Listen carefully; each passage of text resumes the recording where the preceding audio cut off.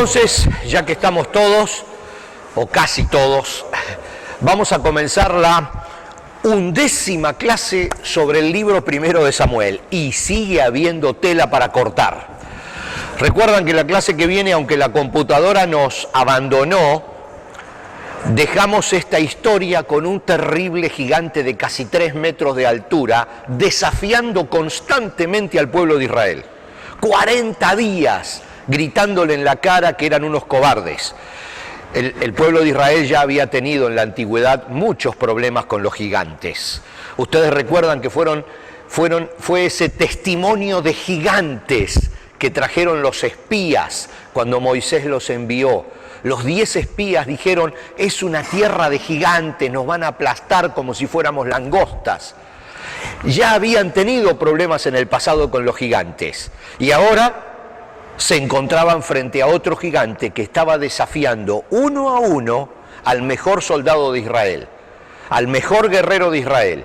Y 40 días salió ese gigante llamado Goliat a un valle a desafiar al ejército de Israel. Los 2 ejércitos estaban uno en cada colina, en el medio un valle. Ahora lo vamos a ver, si es que la computadora nos lo permite. Vamos a ver esas fotos, fotos actuales del Valle de Elá, para que ustedes puedan ver dónde se realizó en el pasado este enfrentamiento entre las tropas filisteas y las tropas del pueblo de Israel. Así que dejamos la clase pasada con un gigante que estaba burlándose del pueblo de Israel. Así que vamos a comenzar, como decíamos, la 11ª clase. Y créanme, me parece que tenemos para rato, Me parece que tenemos para rato. Goliat desafía a los israelitas. Estábamos hablando de eso. Dice Primera de Samuel, capítulo 17, los filisteos reunieron su ejército para la batalla y acamparon en Efes-Damín, que queda entre Soco en Judá y Aseca. Saúl respondió reuniendo a las tropas israelitas cerca del valle de Elá. De modo que los filisteos y los israelitas quedaron frente a frente en montes opuestos, separados por el valle. Entonces Goliat se detuvo y gritó mofándose de los israelitas: ¿por qué salen todos ustedes a pelear? Yo soy el campeón filisteo, pero ustedes no son más que siervos de Saúl. Elijan a un hombre para que venga aquí a pelear conmigo. Si me mata, entonces seremos sus esclavos. Pero si yo lo mato a él, ustedes serán nuestros esclavos. Hoy desafío a los ejércitos de Israel. Envíenme a un hombre que me enfrente. Cuando Saúl y los israelitas lo escucharon, quedaron aterrados y profundamente perturbados. Aquí tenemos el valle de Elá. Esta es una foto actual y podemos ver los 2 montes donde estaba el campamento israelita, aquí a la izquierda, el campamento filisteo. Esto en el centro es el valle de Elá actualmente, y este es el arroyo de donde muy probablemente David tomó las piedras con las que disparó su honda para herir a David. Porque eran piedras de río, esas piedras calizas, esas piedras redondas, duras, grandes y fuertes. ¿Cómo?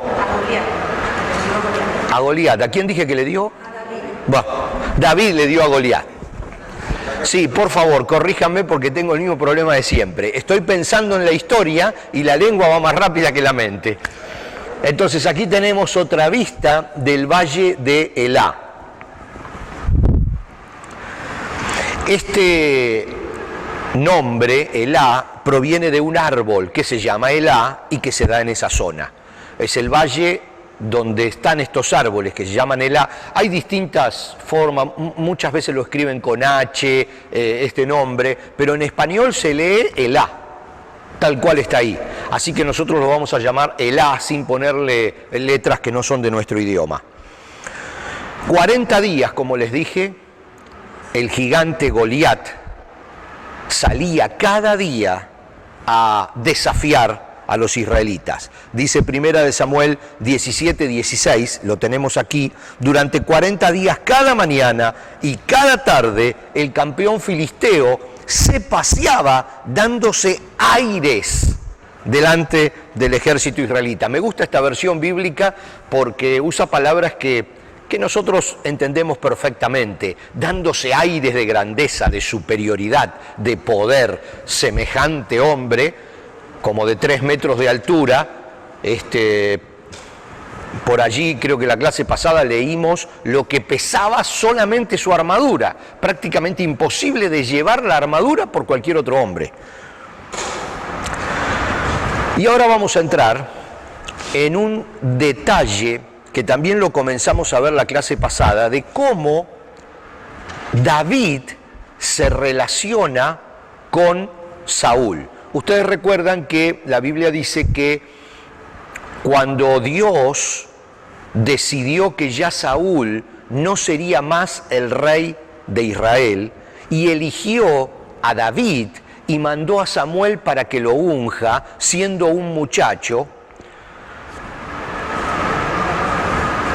Saúl abandonó a Dios. Y dice la Biblia que un espíritu atormentador lo poseía. Aparentemente eran ataques de angustia,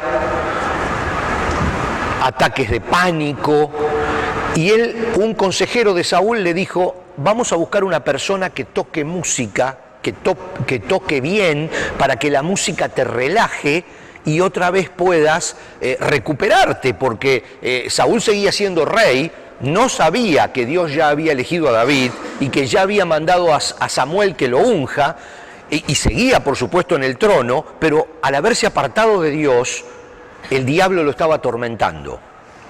El diablo lo estaba atormentando, y entonces su consejero le dice: hay un hombre, dice, que vive en Belén, que tiene un hijo que toca muy bien el arpa. Dice: vamos a llamarlo. ¿Y quién era ese hijo? David. Entonces ahí vemos cómo Dios va organizando el juego y moviendo las piezas dentro de este ajedrez gigante para que David, siendo todavía un joven, se junte con Saúl y se meta dentro del palacio. Porque ¿qué sabía David de dirigir una nación? ¿Qué idea podía tener un pastor de ovejas que para colmo era el último de la familia, el más pequeño, que ni siquiera su padre lo tenía en mente, lo tenía en cuenta, ni siquiera lo tuvo en cuenta cuando vino el profeta Samuel buscando ungir a uno de sus hijos? Se olvidó de él porque estaba en el campo. Imagínense qué sabía de palacio David. Pero dentro de unos años iba a ser el rey de Israel. Dios acomoda su vida como acomoda la nuestra, porque Él sabe lo que vamos a vivir mañana y nos va acomodando, y lo trae de esa manera a David al palacio. Durante años David es el asistente de Saúl, toca el arpa, está dentro de la habitación de Saúl cuando tiene esos ataques de pánico, de miedo, estresado, ese espíritu atormentador. David aprende de Saúl todo el manejo de palacio, y Saúl ni idea tenía de que ese muchacho que lo estaba acompañando con el arpa cuando él se sentía perturbado iba a ser quien lo reemplazara en el trono, y que Dios ya lo había elegido y ya lo había ungido. Así que ahora nosotros podemos ver cómo se iban moviendo las cosas. Y ahora vamos a ver otro detalle también muy interesante: cómo David, siendo todavía un niño, llega a la batalla, no solo al palacio, sino ahora a ese monte que vimos recién donde estaba el campamento de Israel. Dice Primera de Samuel: los hermanos de David estaban con Saúl y el ejército israelita en el valle de Elá, peleando contra los filisteos. Los hermanos de Saúl eran ya hombres grandes y eran soldados de Israel. David no, porque todavía era muy chico. Un día, Isaí, el padre, le dijo a David: toma esta canasta de grano tostado y estos 10 panes y llévaselos deprisa a tus hermanos, y dale estos 10 pedazos de queso a su capitán. Averigua cómo están tus hermanos y tráeme un informe de cómo les va. Bien inteligente el padre, no solamente le manda comida a sus hijos, sino que le manda comida al capitán de sus hijos para que lo trate bien. O sea, evidentemente tonto no era. Los hermanos estaban en la batalla. Así que temprano a la mañana siguiente, David dejó las ovejas al cuidado de otro pastor, nos dice la Biblia, y salió con los regalos como Isaí, su padre, le había indicado. Llegó al campamento justo cuando el ejército de Israel salía al campo de batalla dando gritos de guerra. Poco tiempo después las fuerzas israelitas y filisteas quedaron frente a frente, ejército contra ejército. David dejó sus cosas con el hombre que guardaba las provisiones y se apresuró a ir hacia las filas para saludar a sus hermanos. Mientras hablaba con ellos, Goliat, el campeón filisteo de Gat, salió de entre las tropas filisteas y en ese momento David lo escuchó gritar sus ya acostumbradas burlas al ejército de Israel. Ya llevaba 40 días gritándolas. Tan pronto como las tropas israelitas lo vieron, comenzaron a huir espantadas. ¿Ya vieron al gigante?, preguntaban los hombres. Sale cada día a desafiar a Israel. El rey ha ofrecido una enorme recompensa a cualquiera que lo mate. A ese hombre le dará una de sus hijas como esposa y toda su familia quedará exonerada de pagar impuestos. Como decíamos la clase pasada, yo creo que era más importante el concepto de no pagar impuestos de toda la familia, porque si ahora el tema del tío Sam y los impuestos a nosotros nos aprieta, imagínense cómo era en esa época. O sea, el rey se quedaba con prácticamente todo, le dejaba algo para que la persona coma y pueda seguir trabajando para seguir produciendo impuestos para el siguiente año. Entonces era agotador el tema de la carga impositiva que un rey ponía sobre los terratenientes y sobre los habitantes de las ciudades. Saúl estaba tan perturbado por el tema de este gigante que estaba desafiando al pueblo de Israel, que le había ofrecido a quien mate a ese gigante que él y toda su familia no iban a pagar más impuestos, y además al hombre que mate le estaba ofreciendo a una de sus hijas. O sea, le estaba ofreciendo ser familiar de él directamente, entrar a palacio. Y eso era lo que David necesitaba al fin y al cabo. Fíjense cómo las cosas se van armando. David le preguntó a los soldados que estaban cerca de él. ¿Se imaginan allí en las filas, en el medio, en la tropa, en el campo? ¿Qué recibirá el hombre que mate al filisteo y ponga fin a su desafío contra Israel? A fin de cuentas, ¿quién es ese filisteo pagano al que se le permite desafiar a los ejércitos del Dios viviente? Estos hombres le dijeron a David la misma respuesta. Le dijeron, efectivamente, esa es la recompensa por matarlo. Pero cuando Eliab, el hermano mayor de David, lo oyó hablar con los hombres, se enojó. Porque era el hermanito menor y lo tenían que cuidar y se le estaba yendo la lengua. ¿Qué estás haciendo aquí?, le reclamó. ¿Qué pasó con esas pocas ovejas que se supone que deberías estar cuidando? Conozco tu orgullo y tu engaño, solo quieres ver la batalla, le dice el hermano mayor a David. ¿Qué hice ahora?, contestó David. Solo hacía una pregunta. Dice David, ¿cuál es el problema? Entonces caminó hacia otros y les preguntó lo mismo y recibió la misma respuesta. Entonces le contaron a Saúl la pregunta de David y el rey mandó llamarlo. Fíjense cómo otra vez el Señor va armando las cosas. Y ahora vemos la gran historia de la lucha entre David y el gigante. No te preocupes por ese filisteo, le dijo David a Saúl. Yo iré a pelear contra él. No seas ridículo, respondió Saúl. No hay forma de que tú puedas pelear contra ese filisteo y ganarle. Eres tan solo un muchacho y él ha sido un hombre de guerra desde su juventud. Pero David insistió, he estado cuidando las ovejas y las cabras de mi padre. Cuando un león o un oso vienen para robar un cordero del rebaño, yo lo persigo con un palo y rescato al cordero de su boca.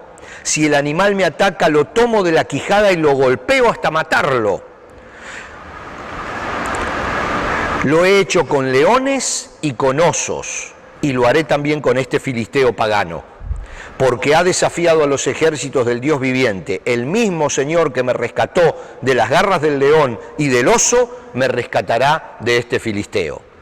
Es evidente que David no era un un tiernito, ¿no? Porque estar peleando contra osos y contra leones, evidentemente, por más que era un muchacho, imaginemos un hombre grande, muy fuerte, ¿no? Así que Saúl por fin accedió. Está bien, adelante, y que el Señor esté contigo. Después Saúl le dijo a David le dio a David su propia armadura. Recordamos que cuando Dios elige como rey a Saúl, la Biblia dice que Saúl era el más apuesto de los jóvenes de todo Israel y que era más alto que todos los hombres de Israel, casi por un pie de altura, más alto que todos los demás hombres de Israel. Así que era de esperarse que la armadura de Saúl fuera grandísima, o sea, no fuera práctica para David. Parece como una tontería que un hombre tan grande como Saúl le quiera dar su armadura a David, pero bueno, evidentemente tampoco tenía muchas luces Saúl. Así que dice, David se lo puso, se ciñó la espada y probó dar unos pasos porque nunca antes se había vestido con algo semejante. No puedo andar con todo esto, le dijo a Saúl, no estoy acostumbrado a usarlo. Así que David se lo quitó, tomó 5 piedras lisas de un arroyo, ¿vieron el arroyito? Y las metió en su bolsa de pastor. Luego, armado únicamente con su vara de pastor y su honda, comenzó a cruzar el valle para luchar contra el filisteo. Recuerdan la foto, ¿verdad? Comenzó a bajar el monte hacia el centro del valle. Goliat caminaba hacia David con su escudero delante, mirando con desdén al muchacho de mejillas sonrosadas. ¿Soy acaso un perro?, le rugió a David, para que vengas contra mí con un palo. Y maldijo a David en nombre de sus dioses. Ven aquí y les daré tu carne a las aves y a los animales salvajes, gritó Goliat. David le respondió al filisteo, tú vienes contra mí con espada, lanza y jabalina, pero yo vengo contra ti en nombre del Señor de los ejércitos celestiales, el Dios de los ejércitos de Israel, a quien tú has desafiado. Hoy el Señor te conquistará y yo te mataré y te cortaré la cabeza y luego daré los cadáveres de tus hombres a las aves y a los animales salvajes y todo el mundo sabrá que hay un Dios en Israel. Todos los que están aquí reunidos sabrán que el Señor rescata a su pueblo, pero no con espada ni con lanza. Esta es la batalla del Señor y los entregará a ustedes en nuestras manos. Cuando Goliat se acercó para atacarlo, David fue corriendo para enfrentarse con él. Metió la mano en su bolsa de pastor, sacó una piedra y la lanzó con su honda y golpeó al filisteo en la frente. La piedra se le incrustó allí y Goliat se tambaleó y cayó de cara al suelo. Así David triunfó sobre el filisteo con solo una honda y una piedra, porque no tenía espada. Después David corrió y sacó de su vaina la espada de Goliat y la usó para matarlo y cortarle la cabeza. Luego continúa, cuando los filisteos vieron que su campeón estaba muerto, se dieron la vuelta y huyeron. Así que los hombres de Israel y Judá dieron un gran grito de triunfo y corrieron tras los filisteos persiguiéndolos tan lejos como Gat y hasta las puertas de Ecrón. Esta es una de las historias más conocidas de la Biblia, ¿verdad? David y Goliat. Una de las famosas historias de un pueblo que hacía 600 años no había podido enfrentarse a los gigantes y ahora Dios le muestra que los gigantes sí se pueden vencer en su nombre. Es una historia muy linda, muy interesante y va marcando algo que Dios necesitaba que sucediera, que David comenzara a tener el respeto del ejército de Israel. No podía subirse al trono, ser el rey de Israel, si no aprendía las cosas elementales del gobierno y si no tenía el respeto militar del ejército de Israel. ¿Se imaginan ustedes que después de 40 días del ejército estar asustado, cada día escuchando a este gigante que venía a desafiarlos a la mañana y a la noche, Ya el ejército no sabía qué hacer contra el desafío de este gigante. Viene David, lo vence automáticamente y para todo el resto de su vida se gana el respeto como hombre de guerra de todo Israel. Así que entonces aquí se cumple. ¿Recuerdan ustedes cuando estudiamos la vida de Saúl? Dios lo manda ungir por Samuel, pero Saúl se vuelve, después de haber sido ungido rey de Israel, se vuelve a su casa a arar la tierra, porque todavía el pueblo no lo reconocía como rey.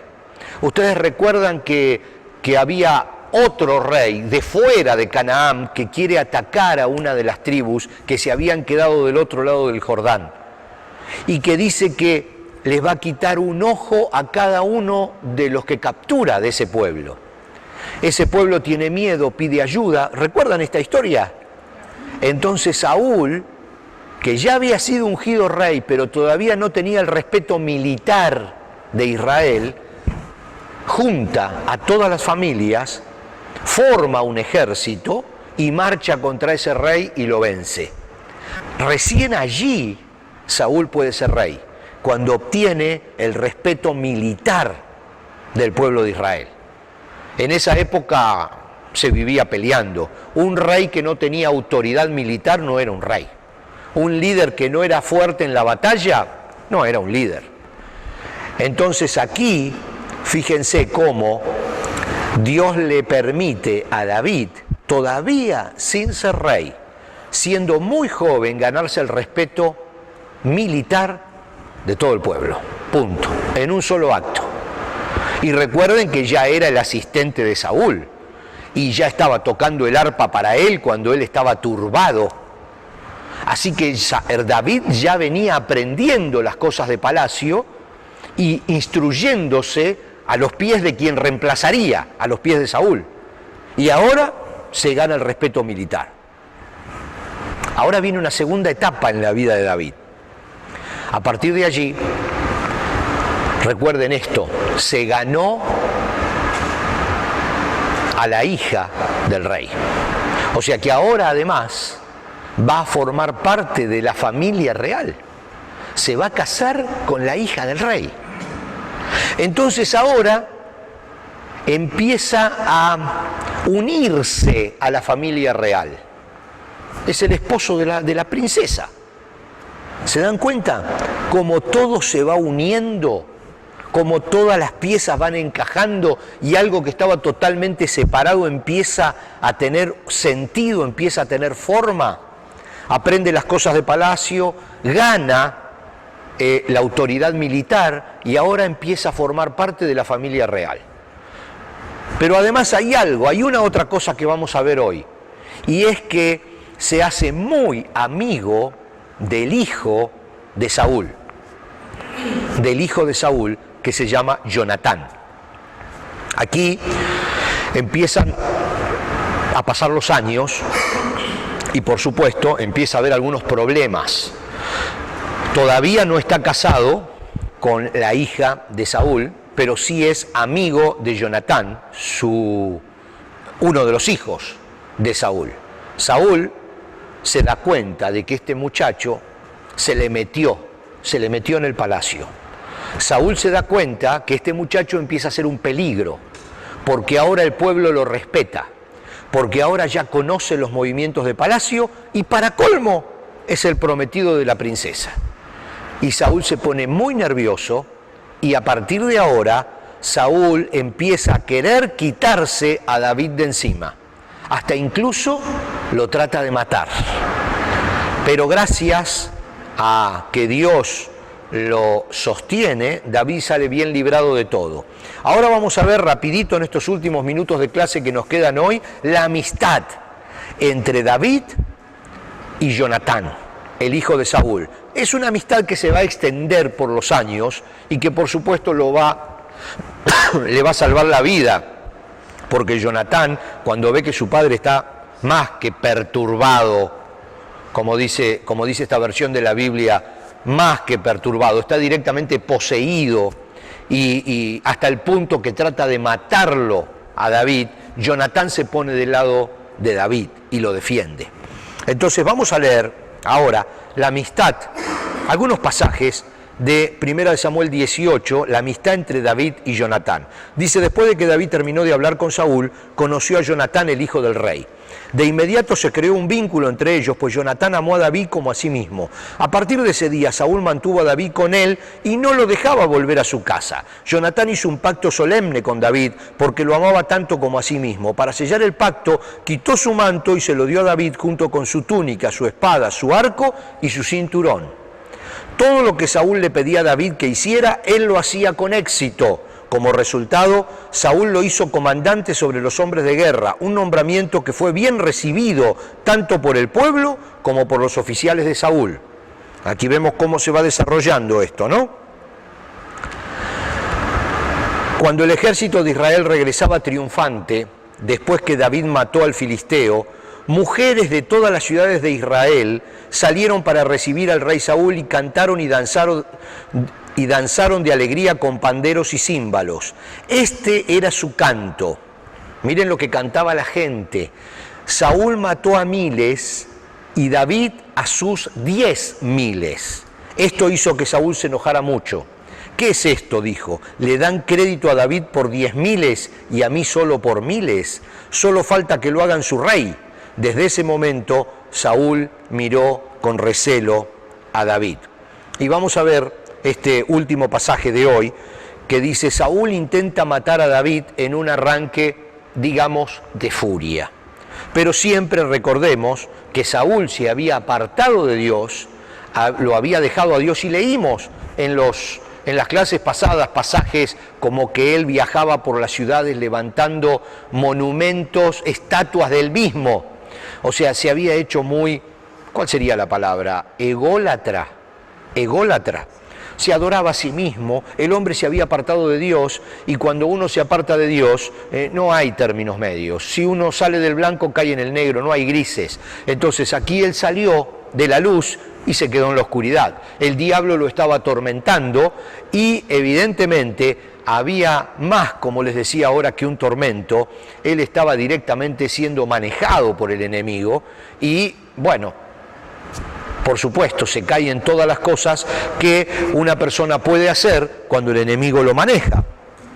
Y en un arranque de furia, dice en 1 Samuel 18, 10 y 11, al día siguiente un espíritu atormentador de parte de Dios abrumó a Saúl. Ya habíamos visto que cuando la Biblia habla de parte de Dios, es con el concepto, como leímos el comentario de Matthew Henry, de que Dios se aparta de Saúl.